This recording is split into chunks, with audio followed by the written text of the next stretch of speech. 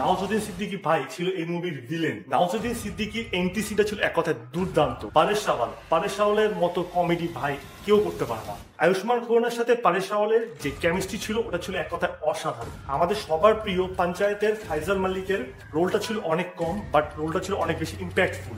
এই লোকটার dialogue delivery ছিল এক কথায় অসাধারণ। স্ক্রিনে এরপর আসে ভেরিয়া খ্যাত বারুণ ধাওয়ান। বারুণ ধাওয়ানের ক্যামেরা ছিল অনেক শর্ট, বাট স্ক্রিনে যখন বারুণ ধাওয়ান আসে অর্থাৎ ভেরিয়া যখন আসে তখন স্ক্রিনে এনার্জি আরো অনেক বেশি বেড়ে যায়। মুভির অ্যাকশন গুলো ছিল অনেক ভালো। মুভির অ্যাকশন গুলো দেখে আমার কাছে অনেক বেশি রিয়েলিস্টিক বলে মনে হয়েছে। মুভির ডার্ক লাইটিং, ভ্যাম্পায়ার এফেক্ট এই দুইটা মিলে না একটা সিনেমাটিক ভাইব ক্রিয়েট করে। ভিএফএক্স এর কোয়ালিটি ছিল অনেক বেশি ভালো।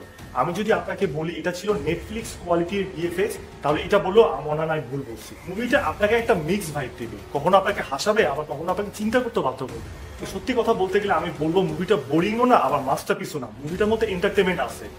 আপনারা যদি এই সপ্তাহে একটা পিওর হরর কমেডি মুভি দেখতে চান তাহলে থামা হবে আপনার জন্য বেস্ট অপশন।